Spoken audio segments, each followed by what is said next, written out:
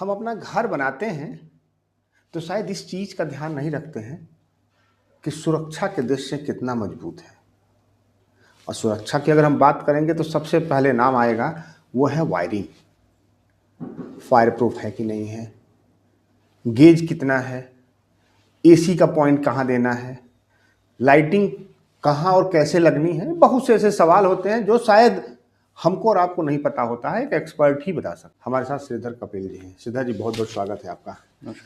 सवाल यहीं से शुरू होता है कि जब हम घर बनाते हैं तो जो इलेक्ट्रीशियन होता है उससे बात करते हैं या अगर हम आर्किटेक्ट हायर करते हैं, कहाँ हम गलती करते हैं। कई बार हमको प्राइस में कंप्रोमाइज़ करना पड़ता है, कई बार क्वालिटी से हम कंप्रोमाइज़ करते हैं। बिल्कुल।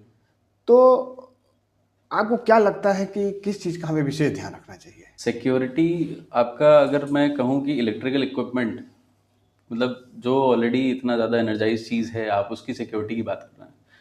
तो इनिशियल अगर आप देखें कि जब हमारा कोई घर कंस्ट्रक्ट हो रहा है या रेनोवेट हो रहा है, सबसे पहले वायरिंग और इन सब चीज़ का प्रावधान किया जाता है।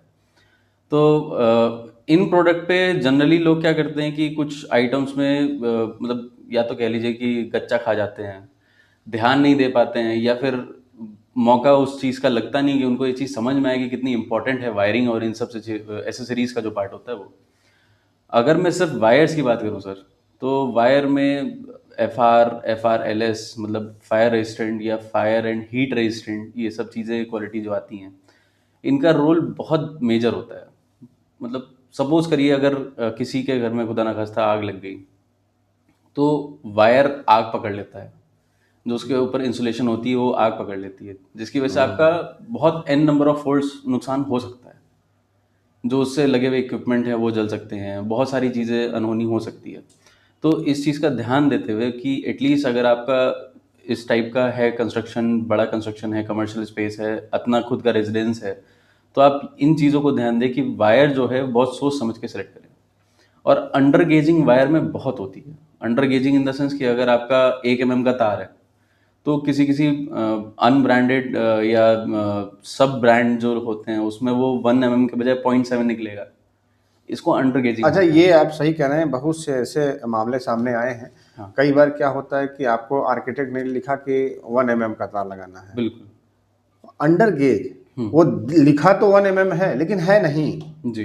तो ये काफ़ी नुकसानदायक है। अंडर गेजिंग का नुकसान सर ये होता है कि अगर आपका उस वायर पे लोड आपने ज़्यादा डाल दिया, तो वायर क्या होगा, हीट करेगा। हीट करने से वायर चिपक जाएगा और आपको पता भी नहीं चलेगा आपका मीटर कब महीने की 300 यूनिट से 1000 यूनिट कंज्यूम ये करेगा। ज़्यादातर लोकल वायर में ही होता होगा। पहले तो ये मतलब काफ़ी नोन ब्रांड्स में भी चीज़ थी, जो आजकल हम सुनते आ रहे हैं कि डुप्लीकेसी, क्योंकि हर चीज़ की हाँ, डुप्लीकेसी बहुत डुप्लीकेसी हो है। गई है। चाहे वो आप कोई भी ब्रांड ले लीजिए, तो कुछ ऐसे नोन ब्रांड्स हैं जिनकी डुप्लीकेसी ज़्यादा है मार्केट में, अच्छा। तो उनमें ये अंडर गेजिंग होती ही होती है।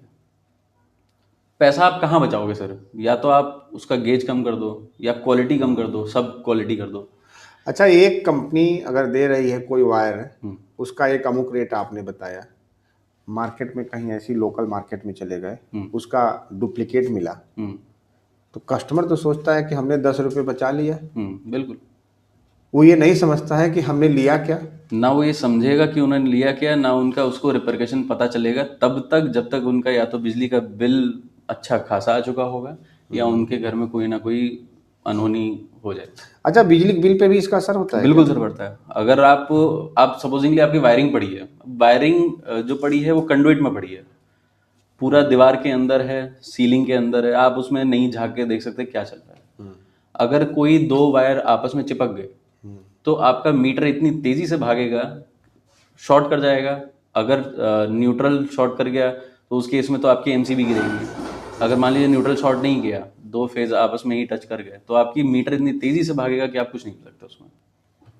और कई लोगों का बिल मैं देखता हूँ कि अगर घर का बिल पहले आ रहा था 2000 3000, उन्होंने कोई इक्विपमेंट लगाया जिसके लोड की वजह से उनकी वायर में दिक्कत आ गई, उनका इंस्टेंटली लोड जो है बिल जो है वो 10,000 12,000 आने लगा। अच्छा, ऐसे भी आते हैं कि ऐसे हमारा भी बिल केसेस ज़्यादा होते आ गया तो हैं। लोग बिजली विभाग बिल्कुल, को कंप्लेन करते हैं कि मेरा लोग बिल। कंप्लेन करते हैं, लेकिन लोग ये नहीं देखते कि हो सकता है उनके घर में ही कुछ ऐसी स्थिति हो रखी हो। मेरे अपने घर की बात मैं बताऊं सर, 2007-8 की बात है, हम लोगों ने रेनोवेशन कराया, और रेनोवेशन कराया तो हैरान रह गए, पुरानी वायरिंग हमने निकाली और उसमें 2 या 3 वायर ऐसे चिपके हुए थे, और इलेक्ट्रिशियन हैरान था कि एमसीबी गिरी क्यों नहीं, और सारा जो जितना करंट आ रहा था वो अर्थिंग के थ्रू वापस अर्थ में चला जा रहा था। तो अगर आपका भी बिजली का बिल ज़्यादा आ रहा है तो एक बार ज़रूर चेक करिए ज़रूर चेक कि कराइए, कहीं आपका वायर तो नहीं कोई न्यूट्रल शॉर्ट कर रहा शॉर्ट होगा कर तो रहा है। आपका इक्विपमेंट जल्दी जल्दी फूकेंगे। अगर आपके घर में इक्विपमेंट बहुत जल्दी फूक रहे हैं तो कहीं ना कोई दिक्कत आ रही है, न्यूट्रल शॉर्ट कर रहा है या फिर कुछ और इशू आ रहा है जिसकी वजह से ये दिक्कत आती है। सेकंड केस में लोग अपने घर में आरसीसीबी नहीं लगाते हैं। आपने एमसीबी का बक्सा लगाया, एमसीबी बॉक्स लगाया, इलेक्ट्रिशियन ने बोला इसमें मेरे को डीबी चाहिए, डबल पोल की एमसीबी चाहिए, एक मेन जो एमसीबी हम उठाते हैं गिराते हैं उसकी मैं बात करूँ, छोटे छोटे एमसीबी चाहिए लोड के हिसाब से, कहीं 32 एम्पियर, कहीं 10 एम्पियर, कहीं 25 एम्पियर। उसने आरसीसीबी का प्रोविजन ही नहीं दिया। अब मार्केट में ये चीज़ें अवेलेबल हैं, लेकिन अगर आपका इलेक्ट्रिशियन सधा हुआ नहीं है, अगर आपके इलेक्ट्रिशियन को ये चीज़ पता ही नहीं है, मतलब एक्सपर्ट नहीं है एक्सपर्ट अगर। नहीं है, तो फिर वो आपको भी नहीं बता पाएगा। और आरसीसीबी का ये काम होता है कि जब भी कुछ इस टाइप की फ्लक्चुएशन आपके इंटरनल वायरिंग में या सर्किट में होती है, तुरंत वो डाउन हो जाएगा, वो उठेगा ही नहीं। फिर आप अपना इलेक्ट्रिशियन बुलाओ, पूरी वायरिंग चेक होगी, सब कुछ होगा, जिस इक्विपमेंट इशू होगा या जिस वायरिंग में इशू होगा वो चेंज होगा, तभी वो वापस उठेगा। इतनी अच्छी चीज़ है मार्केट में, लेकिन लोगों को क्योंकि या तो ज्ञान नहीं है या फिर उनके पास एक्सपर्ट नहीं है, एक्सपर्ट नहीं है जिसकी जो वजह से वो ये उनको चीज़ें। एडवाइज कर सकें कि हाँ ये कितना इम्पोर्टेंट है। बिल्कुल, बिल्कुल सर। श्रीधर जी, एक सवाल आता है होम ऑटोमेशन। जी। अक्सर लोग अब आजकल करा रहे हैं घर में, ये क्या है? चूंकि इसमें भी बहुत से कंफ्यूजन होते हैं कि कहाँ से कराएं, कैसे कराएं, क्या कराएं। होम ऑटोमेशन सर बहुत ही एडवांस और बहुत ही अच्छी चीज़ है जो लोग अपने घर में अब आजकल प्रेफर कर रहे हैं कराना। तो होम ऑटोमेशन में बेसिकली 2 टाइप का ऑटोमेशन होता है, एक वायर्ड और एक होता है वायरलेस। तो जब हम वायर्ड की बात करते हैं तो उसमें क्या होता है कि हर एक लाइट पे अलग वायर डलेगा, जो आपके एग्जिस्टिंग वायरिंग चल रहा है उसके साथ साथ एक अलग वायर डलेगा। पैरेलल अलग से जाएगा। हाँ। और जो वायरलेस होता है, वायरलेस में कोई भी वायरिंग की ज़रूरत नहीं होती है। जो आपका मतलब इसमें तो ये भी है कि आप एग्जिस्टिंग अपना जो भी स्विच सॉकेट लगा है, आप उसको हटा के एक टच पैनल लगा लीजिए। आपके घर में वाईफाई है, उससे वो कम्युनिकेट करेगा और आपके ओवर द फोन आ जाएगा, अच्छा, उसी से वो चल उसी से हो जाएगा। ये वायरलेस टेक्नोलॉजी है। तो इसमें क्या है कि पुराने घरों में तो आपके पास ये सॉल्यूशन बहुत अच्छे से आप कर सकते हो कि पुराना आपने स्विच सॉकेट हटाया, और उसी पे लगा दिया उसी आपने। पे उसी अगर जगह हम पे। फ्रेश कर रहे हैं तो वायर के साथ कर सकते हैं। फ्रेश में क्या है सर, फ्रेश में एक बहुत अच्छी चीज़ आप कर सकते हो कि आपका वायरिंग कम से कम भी 30 से 40% बच जाएगा, अगर आप पहले से इन चीज़ों का प्रावधान करके रखें तो।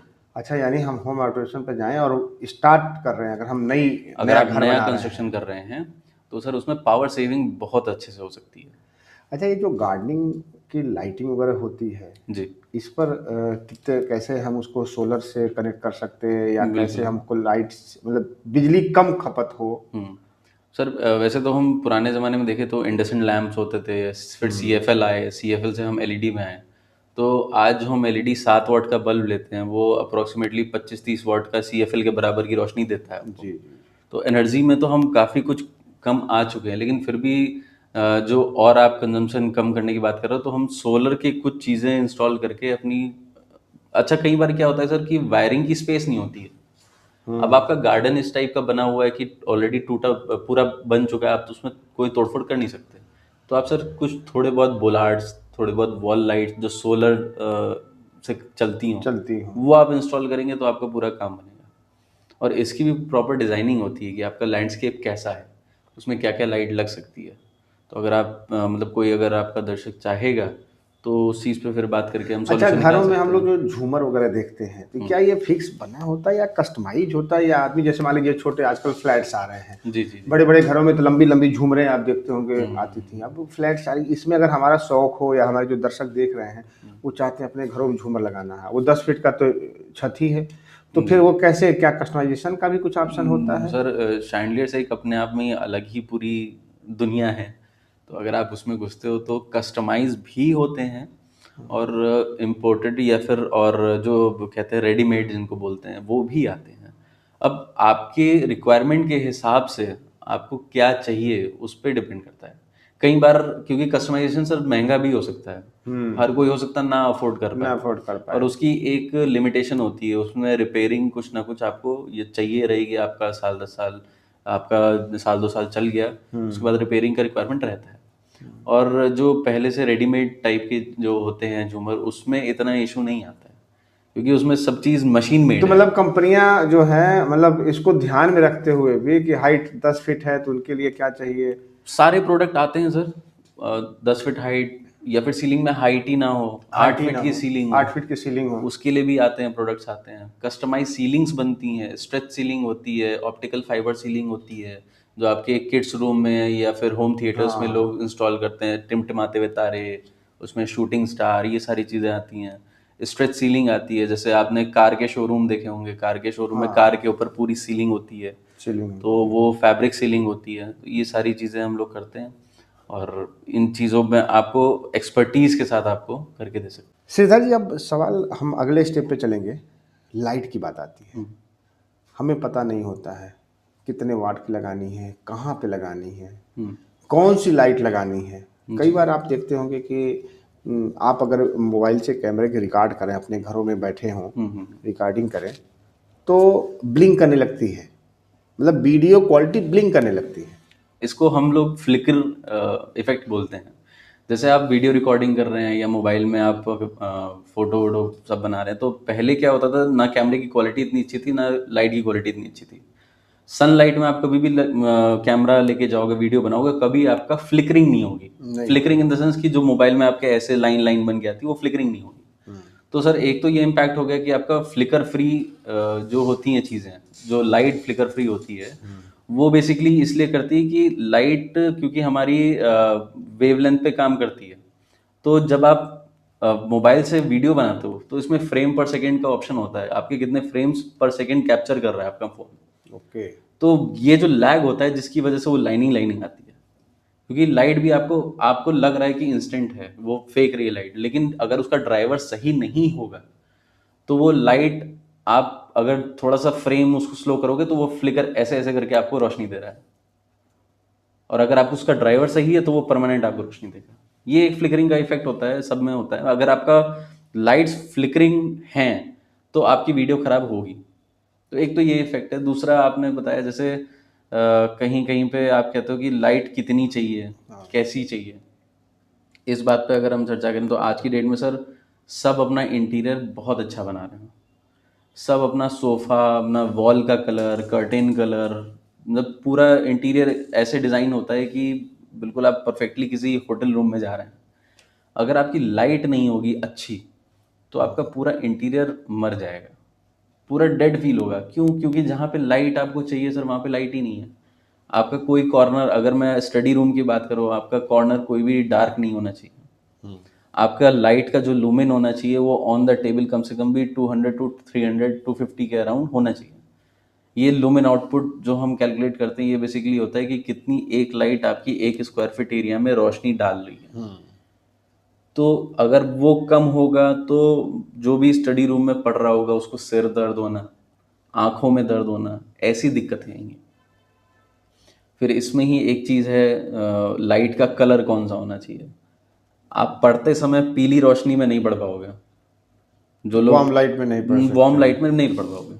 तो पढ़ाई के लिए कौन सी लाइट आपकी एडिक्वेट है, कौन सी लाइट सबसे अच्छी मानी जाती है, वो है सनलाइट। सनलाइट में अगर आप कभी भी कोई भी पढ़ाई का काम करेंगे, आपको कभी दिक्कत नहीं आएगी। उसको हम, अगर हम लाइट की भाषा में बोले, तो हम नेचुरल डे लाइट बोलते हैं।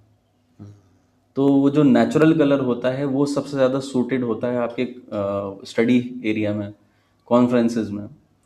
फिर उसके बाद आपका वाइट, टुवर्ड्स द वाइट जो कलर होता है, that is cool white colour, वो माना जाता है बिल्कुल सफ़ेदी वाला कलर। वो होता है, वहाँ पे भी आप देखते हो कि बहुत ज़्यादा सफ़ेद होगा, तो वो यूवी रेज के पास होगा कलर।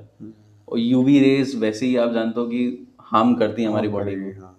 कुछ हद तक ठीक है, लेकिन उसके बाद अगर होगा, लिमिट से ज़्यादा होगा, तो फिर आपको हार्म ज़रूर करेगी। बिल्कुल। तो ये आपने काफ़ी इम्पोर्टेंट बात बताई, क्योंकि जो हमारे दर्शक हैं, एक्चुअली में होता क्या है कि आदमी अपनी फील्ड का एक्सपर्ट होता है, जी। इसका एक्सपर्ट होता नहीं है। अब वो, अगर उसको नॉलेज नहीं है, तो निश्चित तौर पे लाइटिंग का खेल पूरा होता है। बिल्कुल। हमारे जो दर्शक हैं, जो देख रहे हैं, अगर अपने घर का सपना देख रहे हैं, अपना घर बना रहे हैं, तो जी। उनको क्या टिप्स देंगे आप? तो सबसे पहले तो आप ये डिसाइड करो कि जो भी एरिया है, जो भी आप अपना प्लान आउट कर रहे हो, उसकी रिक्वायरमेंट क्या है, बेसिक नीड क्या है। आप अगर लिविंग रूम में बैठे हो तो वहाँ की बेसिक नीड क्या है। अगर आप बेडरूम में बैठे हो, अक्सर मैं देखता हूँ मेरे पास कई सारी ड्राइंग्स आती हैं, बेडरूम में सर के ऊपर लाइट है। आप कभी भी उस लाइट को जला के सो नहीं सकते, या आप गुड फील नहीं कर सकते कभी भी। आप लेटे होगे, आपको इरिटेट करेगी वो लाइट, ऊपर से जल रही है। तो ये छोटी छोटी चीज़ें हैं जो आप एक बार ध्यान दोगे, जहाँ पे जिस चीज़ की रिक्वायरमेंट है आप सिर्फ वही दो। और ज़रूरी नहीं है कि आप सब जगह लाइट ही दो। कई जगह आपको डिम लाइट भी पसंद होगी। आप लाउंज में बैठे हो, अपने घर के किसी पीसफुल एरिया में बैठे हो और बहुत चमक वाली लाइट है, वो भी अच्छी नहीं तो भी लगेगी। अच्छी नहीं लगेगी। तो कहाँ पे कितनी रिक्वायरमेंट है, इसका जजमेंट बहुत ज़रूरी है। वहाँ पे आप या तो किसी लाइट एक्सपर्ट को हायर कर सकते हो, या आप हमसे कनेक्ट कर सकते हो, जो हम आपको सजेस्ट करें कि हाँ, इस पर्टिकुलर एरिया के लिए इतनी एडिक्वेट लाइट आपको चाहिए। श्रीधर जी, काफ़ी इंपॉर्टेंट इन्फॉर्मेशन आपने दी और हमारे दर्शकों के बहुत से सवाल हो सकते हैं, क्योंकि अभी तक मैंने वो सवाल पूछे हैं जो एक कॉमन सवाल है।